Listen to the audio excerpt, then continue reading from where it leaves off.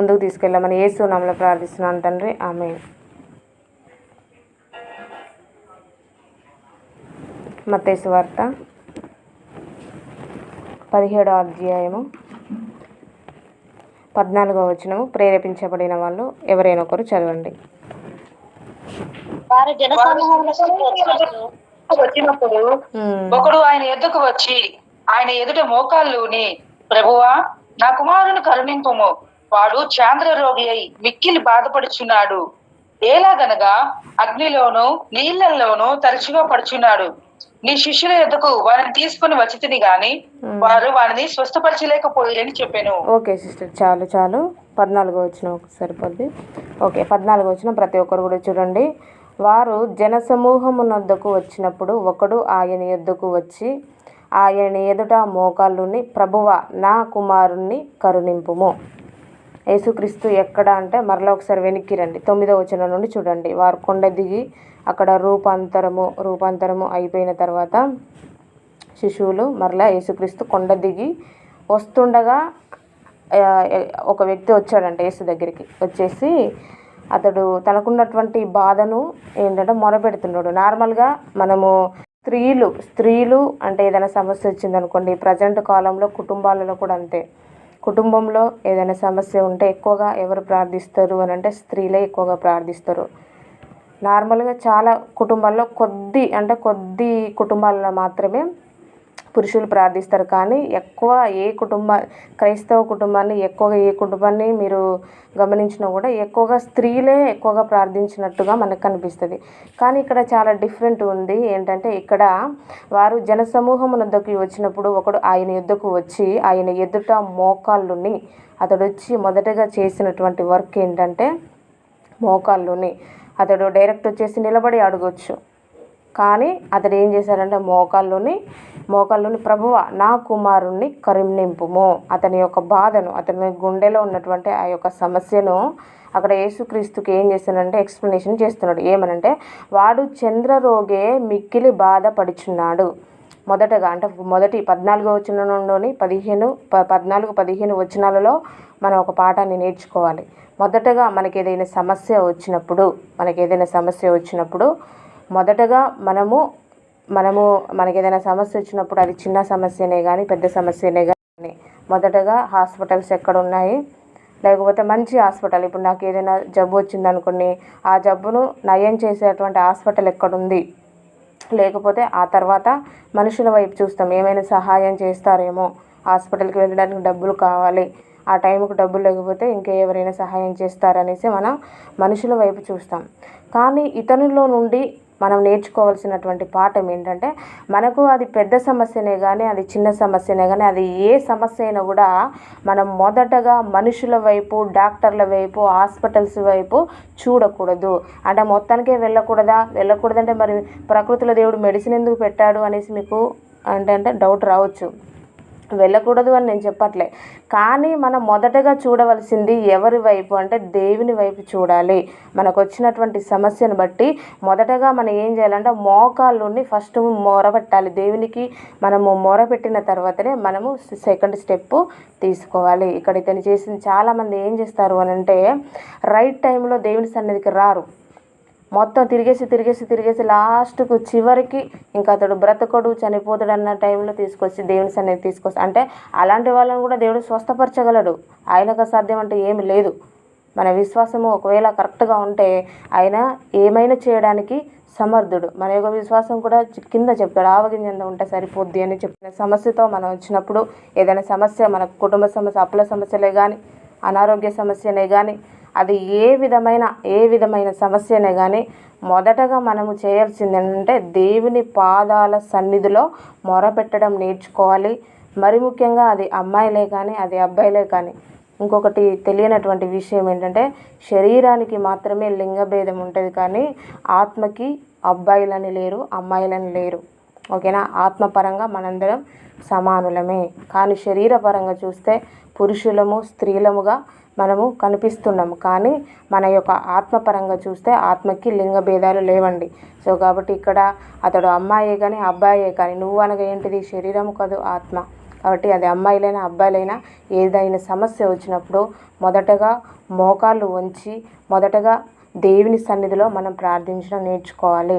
ఆ దేవుని సన్నిధి ఎక్కడ ఉంటుందంటే మనం ఎక్కడైతే మోకాళ్ళ నుంచి ప్రార్థన చేస్తామో అక్కడే దేవుని సన్నిధి ఉంటుంది కనుక అక్కడే మొదటగా మనం ఒక సామెత, సంఖలో పిల్లని పెట్టుకొని ఊరంతా వెతికినట్టుగా మన సన్నిధిలోనే మనం ఉన్నటువంటి ఆ ప్లేస్లోనే దేవుని సన్నిధి ఉంటే మనం ఎక్కడెక్కడో తిరుగుతూ ఉంటాం, ఎక్కడెక్కడో వెతుకుతూ ఉంటాం, ఎవరెవరి కోసమో ఎదురు చూస్తూ ఉంటాం, సహాయం చేయనటువంటి మనుషుల వైపు చూస్తూ ఉంటాం. సహాయం కొన్నిసార్లు డాక్టర్స్ కూడా ఇది నా వల్ల సాధ్యం కాదు, ఇది దేవుని పైన ఉండదండి. కాబట్టి అలా ఎవరు ఉండకూడదు. 15వ వచనం చూడండి. ప్రభువా, నా కుమారుని కరుణింపుము, వాడు చంద్రరోగి అయ్యే మిక్కిలి బాధపడుచున్నాడు. అతనుకున్నటువంటి సమస్యను మొదటగా తెలియజేస్తున్నాడు. మనము కూడా మనకున్నటువంటి సమస్యను తిప్పి చెప్పకూడదు. ఏదైనా నీకు సమస్య ఉంటే నీకు ఏ సమస్య ఉందో దేవునికి తెలుసు.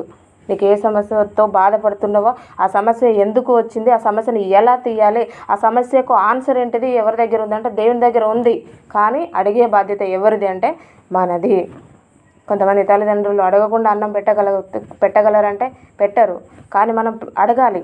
ఆయన అడగకుండా ఇవ్వగలడంటే ఇవ్వగలడు. ఏది ఎవరికి ఎలా ఇవ్వాలో ఆయనకు తెలుసు, ఎప్పుడు ఇవ్వాలో ఆయనకు తెలుసు, ఇస్తాడు. కాకపోతే మనం అడగాలి. అడిగే దాంట్లో ఈ యొక్క ప్రాసెస్ను ప్రతి ఒక్కరు కూడా ఫాలో కావాలి. మరలా ఒకసారి చూడండి. అతనికి ఉన్నటువంటి సమస్య ఏంటంటే, అతని కుమారునికి ఉన్నటువంటి సమస్య ఏంటంటే, వాడు చంద్రరోగే మిక్కిలి, ప్రభువా నా కుమారుని కరుణింపుము, వాడు చంద్రరోగే మిక్కిలి బాధపడుచున్నాడు, ఏలయనగా అగ్నిలోను నీళ్లలోను తరచుగా పడుచున్నాడు. ఈ యొక్క చంద్రరోగే మిక్కిలి బాధపడి అంటే చంద్రరోగి అని అంటే అది ఒక న్యూరలాజికల్ ప్రాబ్లం, అంటే నరాబ్లము అతనికి వచ్చినప్పుడు అతడు అగ్ని అంటే చాలా ప్రమాదకరమే. నీళ్ళు అంటే ఒక పెద్ద సముద్రంలో పడ్డాడు అనుకో, అది కూడా ప్రమాదమే కదా. అగ్నిలో పడ్డాడు అనుకో మొత్తానికి కాలిపోతాడు. అంటే అది కూడా ఆ వ్యక్తికి అది పెద్ద సమస్యనే. కానీ అతడు ఎంచుకున్నటువంటి మార్గము అనేది సరి అయినటువంటి మార్గము. అతడు ఫాలో అవుతున్నటువంటి ఒక స్టెప్స్ అన్నీ కూడా ఏంటంటే దేవునికి నచ్చినవి. అతడు మొదటగా దేవుని సన్నిధిలో మోకాళ్ళ నుంచి అడగడము, అవన్నీ కూడా ఏంటంటే ఆ స్టెప్స్ అతను ఏం చేస్తున్నాడంటే కరెక్ట్గా ఫాలో అవుతున్నాడు. మనము కూడా ఏంటంటే అందరి దగ్గరికి వెళ్ళేసి చివరికి దేవుని దగ్గరికి రావడం కాదు. జీవితకాలమంతా వ్యర్థమైన వాటి కొరకు ఉపయోగించి ముసలితనంలో పరిచర్య చేస్తానని రావడం అలా కాదు. ఏంటంటే మొదటగా మనము ఎంచుకున్నటువంటి మార్గం అనేది, మనం చేసేటువంటి వర్క్ అనేది సమయం వృధా కాకుండా కరెక్ట్ ప్రాసెస్లో చేస్తే మనకు ఫలితం కూడా అలానే వస్తుంది. మరలా ఒకసారి చూడండి. ప్రభువా నా కుమారుని కరుణింపుము, వాడు చంద్రరోగే మిక్కిలి బాధపడుచున్నాడు, ఏలయనగా అగ్నిలోను నీళ్ళలోను తరచుగా పడుచున్నాడు. నీ శిష్యుల యొద్దకు వారిని తీసుకొని వచ్చితిని గాని వారు వారిని స్వస్థపరచలేకపోయిరని చెప్పెను. మొదటగా ఎవరి దగ్గర తీసుకెళ్ళాడు? శిష్యుల దగ్గర తీసుకెళ్ళాడు. కానీ శిష్యులు స్వస్థపరచలేకపోయారు. ఎందుకు అనంటే మనకు కనిపిస్తుంది. ఎందుకు అనంటే అతడు ఏంటిది, అగ్నిలోను నీళ్ళలోనూ తరచుగా పడుతున్నాడు. కాబట్టి వీళ్ళలో ఏంటంటే అది వాళ్ళకు ఇప్పుడు వీళ్ళెవరు? శిశువులు మనుషులే. కాబట్టి అతను కూడా మనిషే. వీళ్ళు ఇప్పుడు మనిషి యొక్క ఆలోచనను బట్టి ఆలోచిస్తే అది పెద్ద జబ్బే. ఆ పెద్ద జబ్బును అంటే తీసివేస్తామా అంటే వీళ్ళు మరి శిశువులు దేవుని కార్యాలు చాలా చూడలేదా అంటే చాలా చూశారు. మనం కూడా చూడట్లేమో దేవుని కార్యాలు ఎన్నో చూస్తాము. కానీ ఎన్ని చూసినా ఒకవేళ ఏదైనా సమస్య వచ్చినప్పుడు ఎవరైనా అవిశ్వాసంగా మన ముందు ఏదైనా మాట్లాడారనుకోండి, మనము ఇన్ని రోజులు జరిగినాయన్నీ మర్చిపోతాం. కానీ వాళ్ళన్న మాట గురించి ఎక్కువగా ఆలోచిస్తాం. ఇక్కడ శిష్యులను కూడా అలానే తీసుకోవచ్చు. మనం ఎలాగనో మన జీవితంలో దేవుడు ఎన్ని కార్యాలు చేసినా కూడా కొన్నిసార్లు దేవుని యందు అసలు విశ్వాసమే ఉండదు. కొన్నిసార్లు దేవుడు అంటే ఇష్టమే ఉండదు. కొన్నిసార్లు దేవుని వదిలేయాలనిపిస్తుంది. కొన్నిసార్లు అందరిలాగా లోకంలో కలిసిపోవాలనిపిస్తుంది. కొన్నిసార్లు అందరిలాగా లోకంలో జీవించాలనిపిస్తుంది. ఎందుకనంటే విశ్వాసం కొరత ఎందుకు వస్తుంది అనంటే నమ్మట్లే. కొన్నిసార్లు మన జీవితంలో కళ్ళ ముందు జరిగిన కూడా కొన్ని మన కళ్ళ ముందు అంటే మనకు తెలియనటువంటి కార్యాలు ఇప్పుడు ఒక చిన్న దోమ ద్వారానైనా దేవుడు మనల్ని తీసేయచ్చు. కానీ ఆయన మనల్ని ప్రతిక్షణం కాపాడుతున్నాడు. అది మనకు గుర్తుండదు. కానీ మనం అనుకున్నది జరగకపోతే మాత్రం ఇంకేంటంటే మన హడావిడి అయిపోతూ ఉంటాం. మన జీవితంలో ఇంకా దేవుడు ఏం చేయలేదనేటువంటి అవిశ్వాసంలోనికి వెళ్ళిపోతూ ఉంటాం. ఇక్కడ వీళ్ళు కూడా అంతే. ఏంటంటే ఆ కార్యం జరగదేమో, అతడు చాలా పెద్ద సమస్యతో ఉన్నాడు, అది మా వల్ల సాధ్యపడుతుందో లేదో, మేము అంటే మేము చేస్తామో లేదో అనేటువంటి ఒక చిన్న అల్ప విశ్వాసం వల్ల వాళ్ళ ఆ కార్యాన్ని చెయ్యలేకపోతారు. అందుకు దేవుడు చెప్తాడు 16వ వచనం నుండి, ఎవరైనా చదవండి 16వ వచనం నుండి.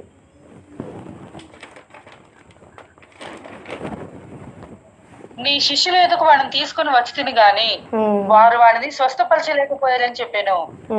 అందుకు యేసు, విశ్వాసం లేని మూర్ఖ తరము వారలారా, మీతో నే ఎంతకాలం ఉందును, ఎంతవరకు మిమ్మల్ని సహించును, వాడిని నా యొద్దకు తీసుకుని రండి అని చెప్పాను. ఓకే సిస్టర్, చాలు మళ్ళీ ఒకసారి చూడండి. నీ శిష్యుల యొద్దకు వారిని తీసుకొని వచ్చి తిని గాని వారు వారిని స్వస్థపరచలేకపోయిరని చెప్పాను. అందుకు యేసు, నేనెంతకాలము ఉందును. అందుకు యేసు, విశ్వాసం లేని మూర్ఖతరము వారలారా, మీతో నేనెంతకాలము ఉందును. ఒకవేళ వీళ్ళ మీద ఒక కంప్లైంట్ ఇచ్చాడు ప్రభువా. ఏం కంప్లైంట్ అంటే, ఈ శిష్యుల యొద్దకు తీసుకొని వచ్చిన కానీ ఈ కార్యం వాళ్ళ వల్ల జరగలేదు అనేసి కంప్లైంట్ ఇవ్వగానే యేసుక్రీస్తు ఏం చేస్తున్నాడు అంటే వాళ్ళను తిడుతున్నాడు. ఒకవేళ మనము విశ్వాసం లేకుండా అంటే ఇది జరుగుతుంది. కొన్నిసార్లు ఏదైనా సమస్య వచ్చినప్పుడు కొంతమంది ఫోన్ చేసి ఏడుస్తూ ఉంటారు, అంటే బాధపడుతూ ఉంటారు, ఏడుస్తూ ఉంటారు, అది జరుగుతుందో లేదో అనేసి టెన్షన్ పడుతూ ఉంటారు. ఆ టైంలో సేవకులు కనుక ఎందుకు నువ్వు అంత మూర్ఖ స్వభావం కలిగి ఎందుకు అట్లా ఆలోచిస్తున్నావు, అంటే దేవునికి అసాధ్యం అంటే ఏమి లేదా అనేసి ఒకవేళ ఆ వ్యక్తిని తిట్టారనుకోండి, ఆ వ్యక్తి ఏమంటాడో తెలుసా, నేనేదో బాధలో వెళ్ళేసి ఆ సిస్టర్కి చెప్తే ఆ సిస్టర్ నన్ను తిట్టింది అనేసి మనం బాధపడతాం. కానీ ఇక్కడ యేసుక్రీస్తు శిష్యులను చాలాసార్లు తిట్టాడండి. వాళ్ళు కొన్నిసార్లు పేతురును బాగా తిట్టాడు. వీళ్ళని కూడా ఏంటంటే వాళ్ళను శిక్షణలో పెంచుతున్నటువంటి టైంలో కొన్నిసార్లు ఆ గద్దింపు అనేది అలానే ఉంటుంది.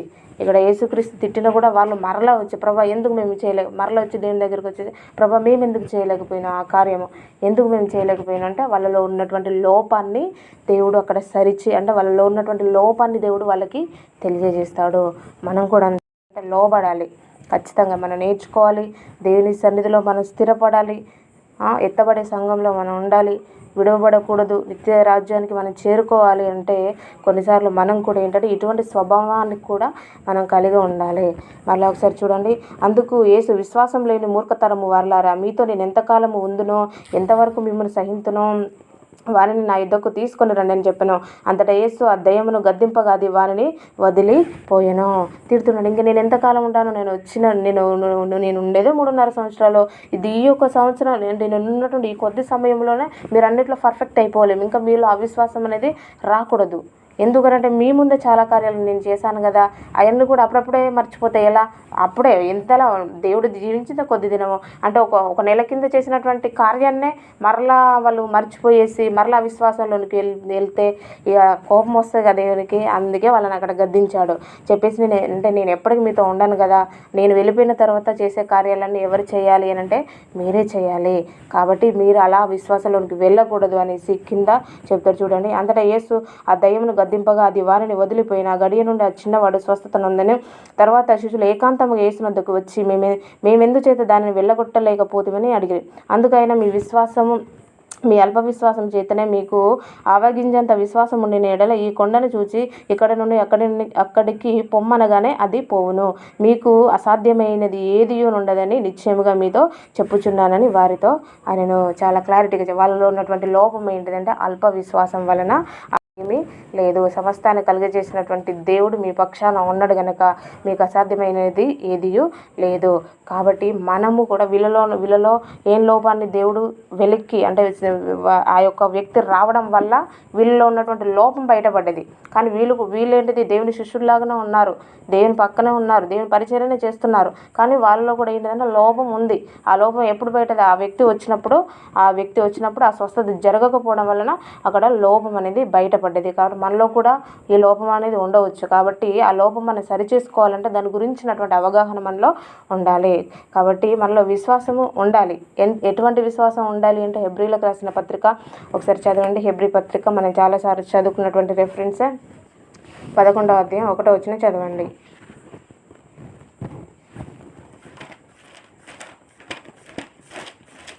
విశ్వాసం ఉన్నది నిరీక్షింపబడు వాటి యొక్క నిజ స్వరూపమును, అదృశ్యమైనవి ఉన్నముటకు రుజువునై ఉన్నది. చాలు, ప్రతి ఒక్కరు కూడా చూడండి, మిగతా వాళ్ళు కూడా రెఫరెన్స్ చదవండి. ఓన్లీ విజయ సిస్టర్ ఒక్కరే ఉన్నారు మీట్లో. విశ్వాసం అనున్నది నిరీక్షింపబడి వాటి యొక్క నిజస్వరూపమును అదృశ్యమైనవి ఉన్నావనుటకు రుజువునై ఉన్నది. విశ్వాసం అంటే ఏంటిది అంటే మనము అంటే మన కంటికి కనిపించినటువంటి వాటిని ఉన్నావని నమ్మాలి. ఇప్పుడు మనందరం ఉన్నాము. ఇప్పుడు మనకి దేవుడు కనిపిస్తున్నాడా? కనిపించండి. వాక్య రూపంలో ఆయన మనతో మాట్లాడుతున్నాడు, ఆయన కూడా మనం నమ్ముతున్నాం. ఇప్పుడు ఇదే బుక్ను, బైబిల్ని వేరే వ్యక్తుల దగ్గరికి, యేసుక్రీస్తుని అంగీకరించిన వాళ్ళ దగ్గరికి తీసుకొని పెట్టండి, ఈయనే దేవుడు, బైబిలే దేవుడు అని మనం చెప్పామనుకోండి, వాళ్ళు నమ్ముతారా అంటే వాళ్ళు నమ్మరు. కానీ మనం నమ్ముతున్నాం. వాళ్ళకి మనకు తేడా ఏంటంటే ఇదే. మనందరికీ ఇంకొక నిరీక్షణ ఏముంది అని అంటే మనం మరణించిన తర్వాత క్రీస్తు యొద్దకి మన యొక్క ఆత్మ, మనము అనేది ఏంటిదంటే శరీరం కాదు, ఆత్మ, మన ఆత్మ తండ్రి యొద్దకు చేరుకుంటుంది. లేదా తండ్రినే మన దగ్గరకు వస్తాడు, యేసుక్రీస్తే మన దగ్గరకు వస్తాడు. లేకపోతే మనం మరణించిన తర్వాత తండ్రి యొద్దకు మనం ఏదో ఒక రోజు వెళుతాము అనేది ఏంటంటే నిరీక్షణ. ఇదేంటిది అని అంటే ఇప్పుడు మన చివరి వరకు దీన్ని కొనసాగించాలి. ఒకవేళ దీనిపైన కూడా మనకు నమ్మకం లేదనుకో, ఇంకా మనలో విశ్వాసము లేనట్టే. కాబట్టి అక్కడ ఆ కార్యము జరుగుతుంది అనేటువంటి విశ్వాసం వాళ్ళలో ఉంటే వాళ్ళు ఆ కార్యాన్ని జరిగించేవాళ్ళు, ఆ కార్యం అక్కడ జరిగిపోయేది. కానీ వాళ్ళు ఏంటిది బాహ్యంగా వాళ్ళు ఆలోచించారు కనుక ఆ కార్యం అక్కడ జరగలేదు. అదేవిధంగా మన జీవితంలో కూడా వచ్చేటువంటి సమస్యలో మన కంటికి అది పెద్ద సమస్యగానే కనిపిస్తుంది. కానీ దేవుడి చేత హెచ్చరింపబడి భయభక్తులు కలిగిన వాడే మన ఇంటి వారి రక్షణ కొరకు ఒక ఓడను సిద్ధము చేశాను. ఓకే సిస్టర్, చాలు. చాలు సిస్టర్. విశ్వాసమును బట్టి నోవాహు అది వరకు చూడని సంగతులను గూర్చి దేవుని చేత హెచ్చరింపబడి భయభక్తులు గలవాడే తన ఇంటి వారి రక్షణ కొరకు ఒక ఓడను సిద్ధము చేశాను. ఇప్పుడు నోవాహు కాలంలో విజయ సిస్టర్ ఉన్నారనుకోండి, నోవాహు కాలంలో నోవాహు ప్లేస్లో రూతు చెల్లి ఉందనుకోండి, నోవాహు ప్లేస్లో సుధిష్ణ చెల్లి ఉందనుకోండి, మీరులో ఉన్న వాళ్ళందరూ కూడా ఒక్కొక్కరు నోవాహు ప్లేస్లో ఉన్నారనుకోండి. మీరు నోవాహు ప్లేస్లో మీరు ఉన్నప్పుడు అక్కడ అప్పుడు నోవాహు జీవించే టైంలో అసలు వర్షం వర్షం పైనుండి ఆకాశం నుండి కురుస్తుంది అనేది కూడా వాళ్ళకి తెలియదు. కానీ దేవుడు అతనికి ఖండితంగా చెప్పాడు, ఇట్లా జలప్రళయం వస్తుంది, ఈ యొక్క ప్రజల యొక్క దుస్థితి, ప్రజల యొక్క ప్రవర్తన అనేది కరెక్ట్గా లేదు, నేను చాలా ఇష్టంగా వీళ్ళని తయారు చేసుకున్నా కానీ వీళ్ళు నా మాట వినట్లేరు, సో కాబట్టి వీళ్ళందరినీ కూడా నేను ఒకటేసారి తీసేయాలి అనేటువంటి ఒక ఆలోచన నేను కలిగి ఉన్నాను. కాబట్టి నువ్వేం చేయాలంటే నువ్వు మాత్రమే నా మాటను వింటున్నావు, నీవు మాత్రమే నా మాట యందు భయభక్తులు కలిగి నీవు మాత్రమే జీవిస్తున్నావు, కాబట్టి నిన్ను నీ కుటుంబాన్ని నేను రక్షించబోతున్నాను, ఈ దేశాన్ని మొత్తం నేను ఏంటంటే జలప్రళయము ద్వారా దాన్ని మొత్తము ముంచబోతున్నాను అనేసి నోవాహుతో దేవుడు మాట్లాడినప్పుడు అక్కడ నోవాహు కూడా అక్కడ ఉన్నటువంటి ప్రజలలాగా నమ్మకపోతే ఆ పరిస్థితి ఎలా ఉండేది? నోవాహు కనీసానికి అక్కడ వర్షం ఎలా వస్తుందో కూడా అప్పుడు తెలియనటువంటి ఆ దేవుని యొక్క మాట, ఇప్పుడు దేవుని యొక్క వాక్కు ఇదేంటిది? మనం వాక్యాన్ని ప్రతిరోజు కూడా మనం చెప్పుకుంటున్నామంటే దేవుని యొక్క వాక్కు నీ దగ్గరికి వస్తుంది. అప్పుడు నోవాహు గారితో కూడా దేవుడు మాట్లాడాడు, అదే దేవుని వాక్కు ఇప్పుడు వాక్యం ద్వారా నీతో మాట్లాడుతున్నాడు, ఇదే దేవుని వాక్కు. అప్పుడు నోవాహుతో మాట్లాడినప్పుడు నోవాహు లోబడ్డాడు, దేవుని యొక్క మాటను నమ్మాడు కనుక ఆ ఓడను తయారు చేశాడు. ఓడను తయారు చేసేటప్పుడు అక్కడ ఉన్నటువంటి ఆ ప్రజలందరూ కూడా నోవాహును ఎక్కిరించవచ్చు, ఇతనికి ఏమైనా పిచ్చి పట్టిందా, ఇతనికి ఇంక ఏం పని లేదా, ఇప్పుడు మనం పరిచర్య చేస్తూ ఉంటాం, కొంతమంది మనల్ని ఎక్కిరించవచ్చు, వీళ్ళకి ఏం పని పాటలేదు, లేదా పని చేయడానికి చేతగాక ఇలా చేస్తున్నారు, డబ్బుల కోసం ఇలా చేస్తున్నారు అనేసి అనవచ్చు, నో ప్రాబ్లం. అదేవిధంగా నోవాహు కూడా ఓడ తయారు చేసేటప్పుడు అక్కడ ఉన్నటువంటి జనాంగం, అక్కడ ఉన్నటువంటి ఆ ప్రజలందరూ కూడా నోవాహుని ఎక్కిరించారు. కానీ నోవాహు యొక్క అక్కడ విశ్వాసానికి ఆధారాలు లేవు, ఆయన కూడా విశ్వాసం ఉంచి ఓడను తయారు చేశాడు. ఆ ఓడను తయారు చేసి ఓడలోనికి వెళ్ళి జలప్రళయము, ఆకాశపు తూములు విప్పబడి జలప్రళయం వచ్చేంత వరకు కూడా అక్కడ ఉన్నటువంటి ఆ ప్రజలు పెళ్లి చేసుకుంటున్నారు, ఎంజాయ్ చేస్తున్నారు, తింటున్నారు, త్రాగుతున్నారు, ఇష్టానుసారంగా జీవిస్తున్నారు. హఠాత్తుగా మరణం అనేది సంభవించింది. సో కాబట్టి ఆధారాలు ఉండకుండా ఉన్నప్పుడే మనం దేవుని మీద ఆధారపడాలి. అబ్రహామును చూస్తే అదే కదా. అబ్రహాము మనకి రోమపత్రికలో ఒక మాట ఉంటుంది, చదవండి. రోమీయులకు రాసిన పత్రిక 4వ అధ్యాయము 18వ వచనము.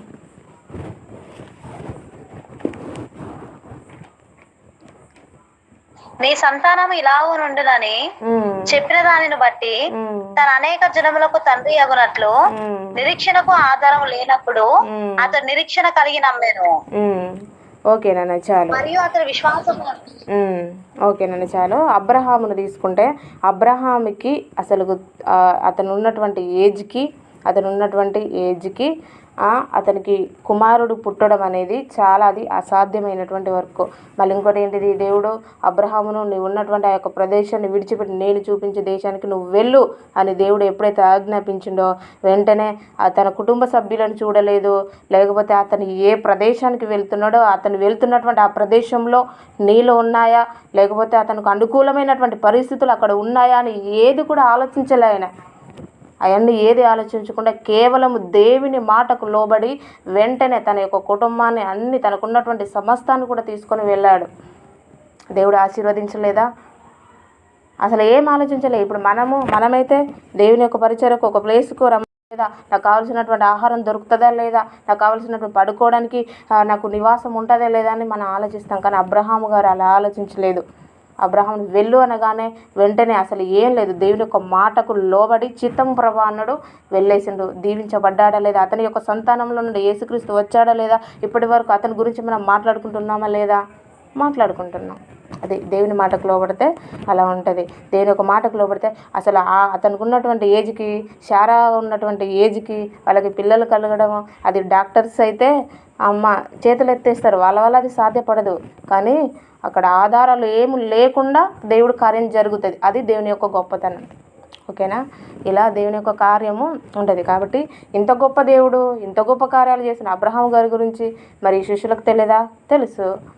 ఇంత గొప్ప కార్యాలు చేసేటువంటి దేవుని యొక్క శక్తిని పెట్టుకొని వీళ్ళు ఏం చేస్తున్నారంటే ఆ చంద్రరోగం పోతుందా లేదా అనేటువంటి అనుమానం చేత ఉండడం వల్ల, కేవలం వాళ్ళ అవిశ్వాసం వల్ల అక్కడ కార్యం జరగలేదు. కేవలం ఎవరి అవిశ్వాసాలు అంటే శిష్యుల యొక్క అవిశ్వాసం వల్ల అక్కడ దేవుని కార్యం అనేది ఆగిపోయింది. అందుకే దేవుడు వాళ్ళకు ఒక పాఠాన్ని చెప్పాడు. ఏంటిది అనంటే ఆవగింజ గురించి చెప్పాడు. ఆవగింజ ఎంత చిన్నది అనంటే కూరలో పోపేయడానికి అన్నిట్లో, కూరలో జీలకర్ర కానీ మెంతులు కానీ అవన్నీ తీసుకుంటే ఆవగింజని చాలా చిన్నగా ఉంటుంది. కానీ దాని చెట్టు ఎంత పెద్దగా ఉంటుందో తెలుసా? మనకి మత్తయి సువార్తలో ఉంటుంది. చదవండి, మత్తయి సువార్త 13వ అధ్యాయము 31వ వచనం చదవండి ఎవరైనా.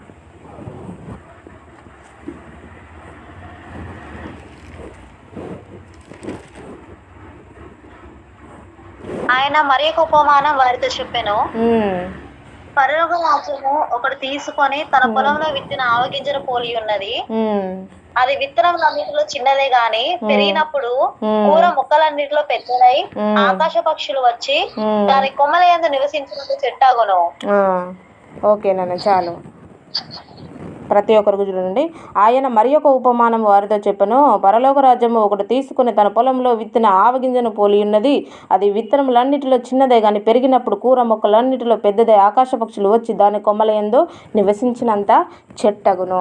ఆవగింజతోని మన విశ్వాసాన్ని దేవుడు ఎందుకు పోల్చి చెప్పాడు అని అంటే, కొంతమంది ఆవగింజ గుండ్రంగా ఉంటుంది కాబట్టి మన యొక్క సంపూర్ణత అంటే దాంట్లో కొరత అనేది ఏముండదు, సంపూర్ణంగా ఉంటుంది కాబట్టి మన విశ్వాసం కూడా సంపూర్ణంగా ఉండాలని కొంతమంది చెప్తారు.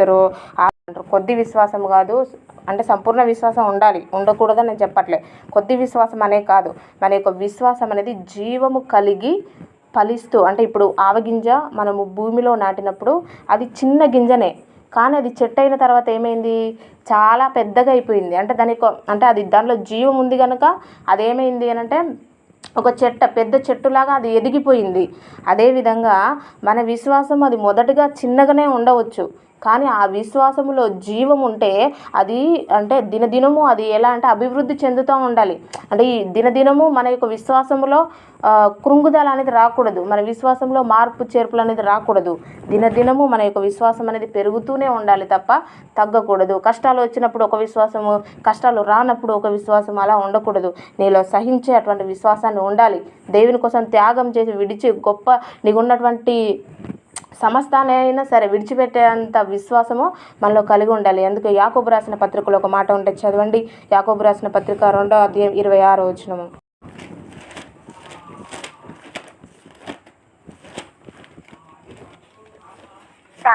లేని శరీరం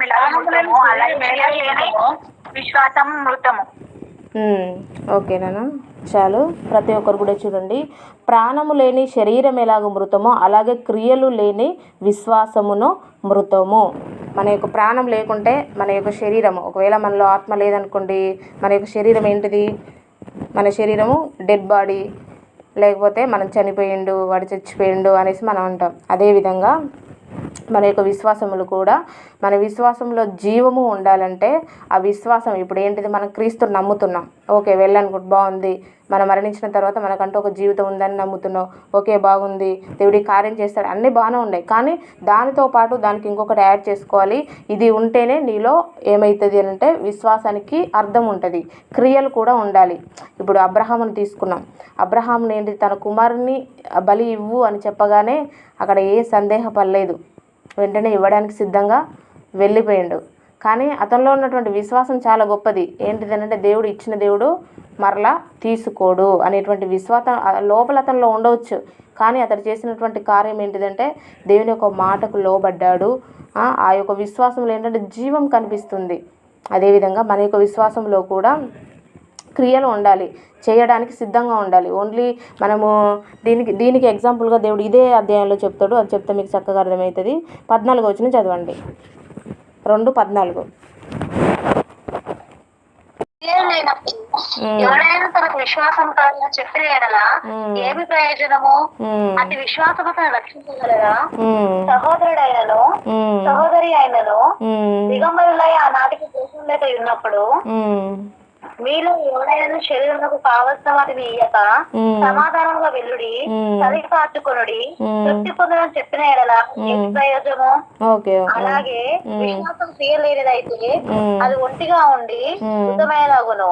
ఓకే నాన్న చాలు. నా సహోదరుల క్రియలు లేనప్పుడు ఎవడైనా తనకు విశ్వాసము కలదని చెప్పిన ఎడల ఏమి ప్రయోజనము? అట్టి విశ్వాసం అతను రక్షింపగలదా? సహోదరుని దిగంబరులై ఆ నాటికి భోజనం లేక ఉన్నప్పుడు మీలో ఎవడైనా శరీరంలో కావాల్సిన వాటిని ఇయ్యక సమాధానముగా వెల్లడి, చలి కాచుకునుడి, తృప్తి పొందడని చెప్పినడల్లా ఏమి ప్రయోజనము? నీలో ఉన్నటువంటి విశ్వాసముల్లో ఏంటంటే విశ్వాసంతో పాటు క్రియలు ఉండాలి. అంటే అట్లీస్ట్ నీ దగ్గర ఉన్నంతలో ఇతరులకు హెల్ప్ చేయాలి. ఇప్పుడు ఏదైనా ఒక సమస్యతో ఒకరు బాధపడుతున్నారు, ఒక 10 రూపాయలు కావాలని ఒకరు బాధపడుతున్నారు. ఒకవేళ నీ దగ్గర 5 రూపాయలు ఉన్నాయనుకోండి, అట్లీస్ట్ ఒక 1 రూపీ అయినా క్రియలు కూడా ఉండాలి. అంటే మనం దేవుని యందు విశ్వాసం కలిగి ఉన్నాం. కానీ ఇప్పుడు దేవుని యందు విశ్వాసం కలిగి ఉన్నది ఎవరికి తెలుస్తుంది అంటే మన మనసుకే తెలుసు.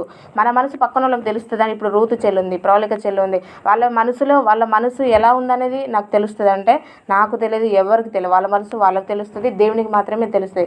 వాళ్ళలో ఎంత విశ్వాసం ఉన్నదని ఎవరికి తెలుస్తుంది అంటే దేవునికి మాత్రమే తెలుస్తుంది. అదేవిధంగా విశ్వాసం ఉంది, కానీ వాళ్ళలో విశ్వాసం ఉందని నేను ఎలా గుర్తుపట్టాలి అని అంటే వాళ్ళ క్రియల ద్వారా, వాళ్ళు చేసేటువంటి పనులను బట్టి నేను కానీ నువ్వు కానీ మనందరం కూడా ఏం చేస్తామంటే గుర్తిస్తాం.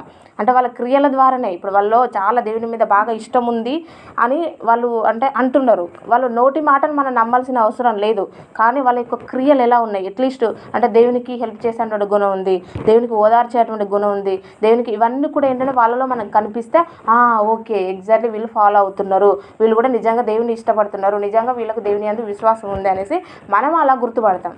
కాబట్టి ఆ విధంగా ఏంటంటే క్రియలు ఉండాలి. క్రియలు కలిగినటువంటి విశ్వాసం కలిగి ఉండాలి. విశ్వాసం ఒకవేళ ఉంటే చాలా గొప్పదండి. విశ్వాసం లోకాన్ని జయించాలి. లోకంలో ఉన్న శరీరాశను ఇతర జీవడం, ఆ లోకాన్ని జయించాలంటే మనకు కావాల్సింది ఏంటంటే విశ్వాసం. ఇది 1 యోహాను పత్రికలో ఒక మాట ఉంటుంది, చదవండి. 1 యోహాను పత్రిక, దయచేసి ఎవరు లెఫ్ట్ కాకండి. 5వ అధ్యాయము 4వ వచనం చదవండి.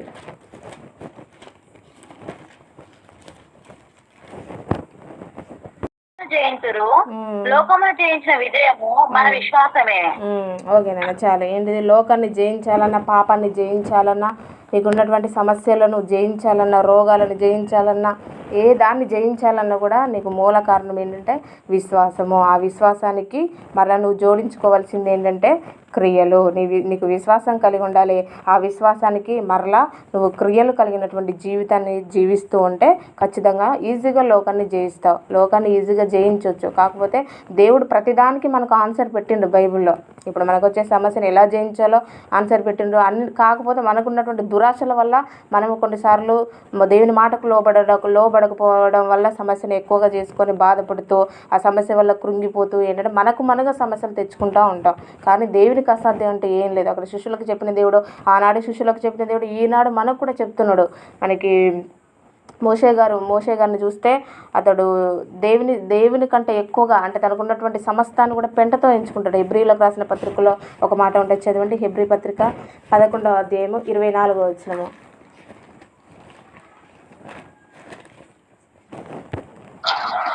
11:24.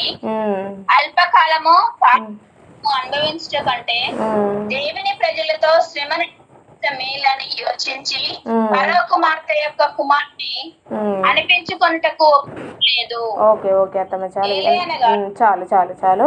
మోషే పెద్దవాడైనప్పుడు విశ్వాసమును బట్టి ఐగుప్తు ధనము కంటే క్రీస్తు విషయమైన నింద గొప్ప భాగ్యమని ఎంచుకొని అల్పకాలము పాపభోగము అనుభవించడం కంటే దేవుని ప్రజలతో శ్రమ అనుభవించడం మేలని యోచించి పరో కుమార్తె యొక్క కుమారుని అనిపించుకున్నట్టుకు ఒప్పుకొనలేదు. మోషే గారు తీసుకున్నటువంటి నిర్ణయం ఎంత గొప్పగా ఉంది.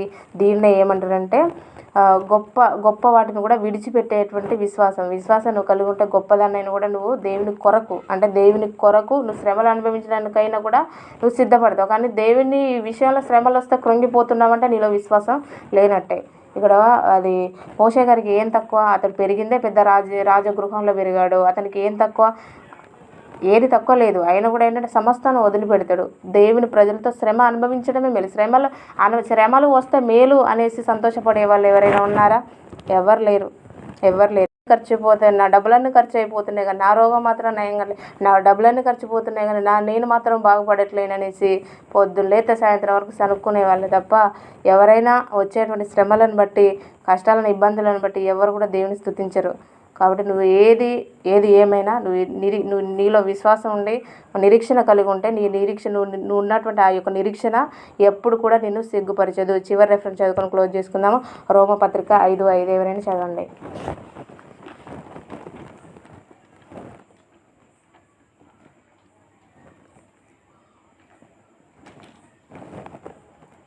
రోమిలకు రాసిన పత్రిక 5:5.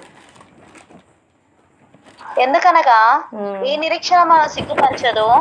మనకు అనుగ్రహింపబడిన పరిశుద్ధాత్మ ద్వారా దేవుని ప్రేమ మన హృదయంలో కుమ్మరింపబడి ఉన్నది. ఓకే నాన్న, చాలు. నాన్న, ఏదైతే నువ్వు నిరీక్షిస్తున్నావో, నువ్వు ఎన్ని రోజులు ఉండని అంటే నీకు ఎన్నో సమస్యను బట్టి కానీ, లేకపోతే నువ్వు నిత్య జీవానికి చేరుకోవాలనేటువంటి నిరీక్షణ కానీ, దేనికోసమైతే నువ్వు నిరీక్షణ కలిగి ఉన్నావో ఆ నిరీక్షణ నిన్ను ఎప్పుడు కూడా సిగ్గుపరచదు. నీ యొక్క విశ్వాసం ఎలా ఉండాలి? మొదటగా చిన్నగా ఆవగింజంతా స్టార్ట్ అయినా కూడా ఆవగింజ పెద్ద అది చెట్టు అయిన తర్వాత ఏ విధంగా అయితే వృద్ధి పొందుతుందో ఆ విధంగా మనం వృద్ధి పొందుతూనే ఉండాలి తప్ప ఆవగింజ అది చిన్నదిగా విత్తబడేది పెద్ద చెట్టు అయ్యి ఆకాశ పక్షులు వచ్చి కూడా దాని మీద నివాసం చేస్తూ ఉంటాయి. మనం కూడా ఏంటంటే మన విశ్వాసాన్ని బట్టి ఇతరులకు మనము మేలు చేసేవారుగా ఉండాలి తప్ప మరలా మన విశ్వాసాన్ని మనం కోల్పోయి మన జీవితాన్ని మనము ఆగం చేసుకోకూడదు. మరలా ఒకసారి మత్తయి సువార్తకు రండి. 17వ అధ్యాయము 14 నుండి 21 వరకు ఒక్కసారి చెప్పేసి క్లోజ్ చేస్తాను. మొదటి 14-15 వచనాలలో మనం ఏం నేర్చుకోవాలంటే, మొదటగా మనం పాటించగా మోకాళ్ళ నుంచి దేవుని సన్నిధిలో ప్రార్థన చేసిన తర్వాతనే సెకండ్ స్టెప్ తీసుకోవాలి. నెక్స్ట్ 16వ వచనంలో ఇక్కడ శిశువులలో అంటే శిశువులలో ఉన్నటువంటి వాళ్ళలో ఉన్నటువంటి అవిశ్వాసాన్ని దేవుడు అక్కడ వెలికి తీయడం జరిగింది. మనలో కూడా ఏమైనా విశ్వాసం ఉంటే, అవిశ్వాసం ఉన్నట్లయితే దాన్ని మనం తీసేసుకోవాలి. అవిశ్వాసం ఉంటే దాన్ని తీసేసుకొని దేవుని యొక్క మాటను మనం నమ్మాలి. ఎవరిలాగా? నోవాహులాగా, అబ్రహాంలాగా దేవుని యొక్క మాటని నీవు నమ్మినప్పుడు వాళ్ళు ఏ విధంగానైతే దేవుని దృష్టిలో మంచి స్థానాన్ని వాళ్ళు సంపాదించారో మనం కూడా అదేవిధంగా దేవుని దృష్టిలో స్థానాన్ని సంపాదిస్తాము. మనం బ్రతికి ఉన్నన్ని దినాలు కూడా ఏంటంటే క్షేమంగా జీవిస్తాము, తృప్తిగా జీవిస్తాము. మరణించిన తర్వాత కూడా మన యొక్క లైఫ్ చాలా బాగా ఉంటుంది. దేవుని మాటకు లోబడకుండా, విశ్వాసం లేకుండా ఇతరులాగా జీవిస్తే మన గురించి చెప్పుకునే వాళ్ళు ఉండరు. మన జీవితం కూడా విచ్చలవిడిగా ఈ లోకంలో జీవిస్తాం. మరణించిన తర్వాత అగమ్య గోచరంగా నరకానికి వెళ్ళిపోతాం. ఓకేనా? వాళ్ళకు ఉన్నటువంటి అవిశ్వాసాన్ని బట్టి ఒక ఆవగింజతో పోల్చి చెప్పాడు. ఆవగింజ ఏంటిదంటే చిన్నదిగా విత్తబడిన అది ఒక పెద్ద చెట్టులాగా తయారైపోయింది. మన జీవితం కూడా స్టార్టింగ్లో చిన్నదిగా ఉన్న దినదినమో అది వృద్ధి చెందుతూ ఉండాలి కానీ మళ్ళీ వెనక్కి వెళ్ళకూడదు. ఓకేనా? దేవుడి వాక్యం మీ హృదయంలో ఫలింపచేయను గాక. లేట్ అయినా కూడా మీరందరూ చక్కగా ఉన్నందుకు మీ అందరికీ నా హృదయపూర్వక వందనాలు చెల్లిస్తున్నాను. చివరి సెక్షన్ మన మధ్యలోనే విజయ సిస్టర్ గారు నడిపిస్తారు. మోకాళ్ళ నుంచి దేవుని సన్నిధిలో ప్రార్థన చేసిన తర్వాతనే సెకండ్ స్టెప్ తీసుకోవాలి. నెక్స్ట్ 16వ వచనం. 16వ వచనంలో ఇక్కడ శిశువులలో అంటే వాళ్ళ దగ్గర శిశువులలో ఉన్నటువంటి అవిశ్వాసం, వాళ్ళలో ఉన్నటువంటి అవిశ్వాసాన్ని దేవుడు అక్కడ వెలికి తీయడం జరిగింది. మనలో కూడా ఏమైనా విశ్వాసం ఉంటే, అవిశ్వాసం ఉన్నట్లయితే దాన్ని మనం తీసేసుకోవాలి. అవిశ్వాసం ఉంటే దాన్ని తీసేసుకొని దేవుని యొక్క మాటను మనం నమ్మాలి. ఎవరిలాగా?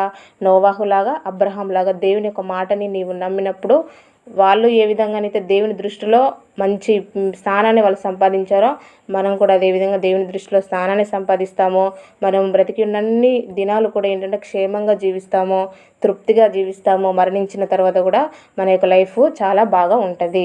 దేవుని మాటకు లోబడకుండా, విశ్వాసం లేకుండా ఇతరులాగా జీవిస్తే మన గురించి చెప్పుకునే వాళ్ళు ఉండరు. మన జీవితం కూడా విచ్చలవిడిగా ఈ లోకంలో జీవిస్తాం. మరణించిన తర్వాత అగమ్య గోచరంగా నరకానికి వెళ్ళిపోతాం.